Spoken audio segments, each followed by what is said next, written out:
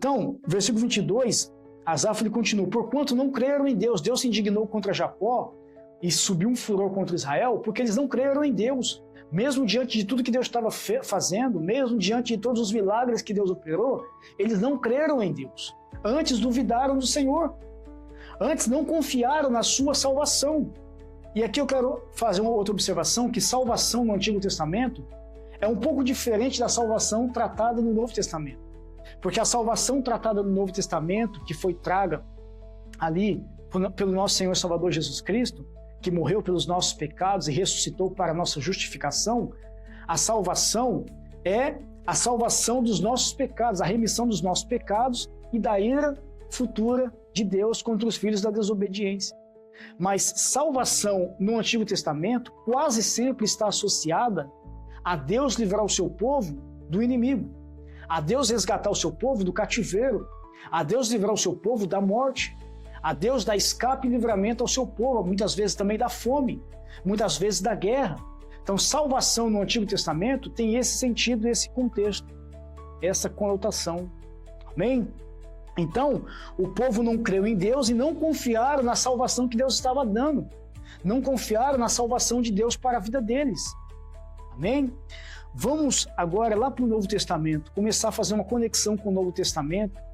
E tanto Paulo, em 1 Coríntios, e principalmente o escritor de Hebreus, ele vai trazer esse Salmo de Asaf, essa passagem, essa história, e vai trazer advertências para a nossa vida, vai trazer reflexão para a nossa vida.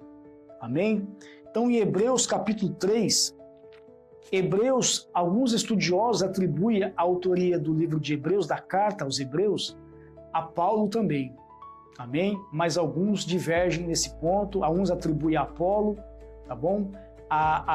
Por si só, a carta aos Hebreus é uma carta anônima, não traz ali um autor, como as demais cartas do apóstolo Paulo, as cartas de João, amém?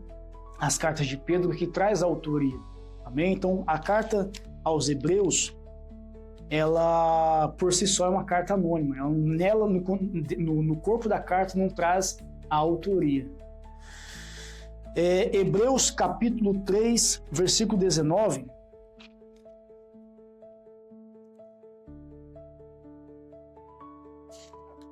eu vou estar lendo desde o versículo 1, porque ele aborda a história do povo ali pelo deserto, tá bom? E nós vamos chegar no versículo 19. Diz assim: pelo que, irmãos santos, participantes da vocação celestial, considerai a Jesus Cristo, apóstolo e sumo sacerdote da nossa confissão, sendo fiel ao que o constituiu, como também o foi Moisés em toda a sua casa, porque ele é tido por digno de tanto maior glória do que Moisés, quanto maior honra do que a casa tem aquele que edificou.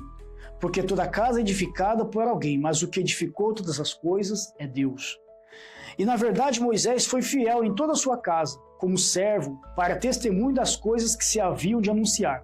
Mas Cristo, como filho, sobre a sua própria casa, a qual casa somos nós, se tão somente conservarmos firme a confiança e a glória da esperança até o fim. Conservarmos firme a nossa confiança, né? E a nossa esperança em Deus, confiança em Deus, esperança em Deus até o fim. Amém? Portanto, como diz o Espírito Santo, se ouvirdes hoje a sua voz, olha que importante, não endureçais o vosso coração, como na provação no dia da tentação no deserto. Aqui, o escritor da carta aos Hebreus, ele começa a lembrar do que praticamente Asaf estava lembrando o povo. A travessia pelo deserto, o dia da tentação, ou o dia da provação, onde vossos pais me tentaram. Aqui é Deus falando, onde vossos pais me tentaram, me provaram e viram por 40 anos as minhas obras. Por isso me indignei contra esta geração e disse: estes sempre erram em seu coração e não conheceram os meus caminhos. Assim jurei na minha ira que não entrarão no meu repouso. Vede, irmãos, que nunca haja em qualquer de vós um coração mau e infiel para se apartar do Deus vivo. Antes, exortar-vos uns aos outros todos os dias durante o tempo que se chama hoje, durante o tempo da nossa peregrinação. A Bíblia faz uma comparação da travessia do povo no deserto e a travessia do crente por essa vida, por essa terra. Uma travessia do deserto. O deserto tem dia para acabar. O deserto representado aqui é por este mundo, né? O Egito representado quando nós estávamos no mundo sem conhecer Jesus, mas nós fomos resgatados. Nós fomos resgatados por Deus, nós fomos transportados do império das trevas para o império do Filho do seu amor, como diz em Colossenses. Nós fomos transportados do mundo para o reino de Cristo, através do Senhor Jesus, pelo amor e a graça e a misericórdia do Senhor Jesus. Então nós estamos numa peregrinação, faz essa comparação com a travessia do povo pelo deserto. Antes, exortai-vos uns aos outros todos os dias durante o tempo que se chama hoje, para que nenhum de vós endureça pelo engano do pecado, porque nos tornamos participantes de Cristo, se retivermos firmemente o princípio da nossa confiança até o fim. Mais uma vez reforça algo que é importante, né? Nós somos participantes de Cristo se nós retivermos, ou seja, reter conosco até o fim, firmemente, o princípio da nossa confiança, da nossa esperança em Cristo Jesus, a nossa fé. Amém? Enquanto se diz hoje, se ouvirdes a sua voz, não endureçais o vosso coração, como na provação, porque havendo alguns ouvido o provocaram. Aqui está lembrando o Salmo 78 de Asaf. Porque havendo, versículo 16, porque havendo alguns ouvido, o provocaram, mas não todos os que saíram do Egito por meio de Moisés. Mas com quem se dignou por 40 anos, não foi porventura com os que pecaram, cujos corpos caíram no deserto? E a quem jurou que não entrariam no seu repouso, senão aos que foram desobedientes? Deus deu as ordenanças, Deus deu a sua palavra, Deus deu os seus mandamentos, Deus deu os seus testemunhos, e o povo ainda assim desobedeceu, não creu, não confiou, não depositou a confiança e a esperança, a dependência no Senhor. E o versículo 18, e a quem jurou que não entrariam no seu repouso, senão os que foram desobedientes. Versículo 19, e vemos que não puderam entrar por causa da sua incredulidade. Então, vamos meditar. Por que o povo não entrou no repouso de Deus? E aqui faz essa comparação, repouso de Deus, a terra prometida, que o povo que saiu do Egito, aquela geração não entrou na terra prometida. Eles morreram, os 40 anos que eles peregrinaram pelo deserto, eles morreram no deserto.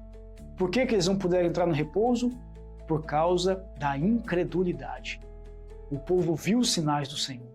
O povo viu as maravilhas do Senhor, os testemunhos do Deus de Jacó. E ainda assim duvidaram, não creram, não depositaram em Deus a sua confiança. Lembre quando Deus te resgatou. Lembre todas as promessas que se cumpriu na sua vida. Lembre a misericórdia que Deus teve para contigo, o amor para com a tua vida, a tua casa, a tua família. Traga a tua memória, glorifique o nome do Senhor, e que ao trazer a tua memória todo o feito que Deus já fez pela tua vida, a tua casa, a tua família, todas as orações respondidas, que você possa renovar a tua fé, a tua dependência e a tua confiança no Senhor. E que nunca venha a entrar a dúvida ou incredulidade no nosso coração, em nome de Jesus. Amém? E o versículo 2 do capítulo 4 diz assim, porque também a nós foram pregadas boas novas como a eles, mas a palavra da pregação nada lhes aproveitou, porquanto não estava misturada com a fé naqueles que a ouviram. Então veja, o escritor aos Hebreus fala, a nós foi pregada também as boas novas, foi pregado os testemunhos do Senhor, foi revelado a Cristo, foi anunciado a Cristo Jesus, nosso Salvador, para a nossa salvação. Só que a eles não teve efeito, não surtiu efeito, porque a palavra da pregação não estava misturada com a fé naqueles que ouviram, ou seja, eles não ouviram com fé. Então veja o risco e o perigo que é nós ouvirmos os testemunhos do Senhor e não depositarmos fé Não deixar a incredulidade ou a dúvida entrar no nosso coração. Esta palavra que Deus traz hoje, que Deus usa a minha vida hoje para estar trazendo, trouxe ao meu coração, para estar trazendo a tua vida, ao teu coração, não é uma palavra de condenação, não. É uma palavra para te fazer depositar, renovar a tua esperança, a tua confiança no Senhor e você lembrar os feitos de Deus pela tua vida. Tudo que Deus já operou pela tua vida. Todos os feitos, todas as demonstrações de amor, de carinho e especial por Deus, por Senhor Jesus, pela nossa vida. Todas as orações respondidas, todos os sinais, todos os livramentos, todas as vezes que Deus te fez justiça, todas as vezes que Deus revelou algo ao teu coração, falou ao teu coração, chamou você para a intimidade. Aleluia. Glória a Deus. Devemos confiar no Senhor. Devemos nos alegrar e confiar em Deus e depender e saber que Deus está no controle de todas as coisas. Deus está na direção de todas as coisas. Ele é Deus soberano, Ele é Deus fiel, Ele é Deus poderoso e Ele supre. Amém?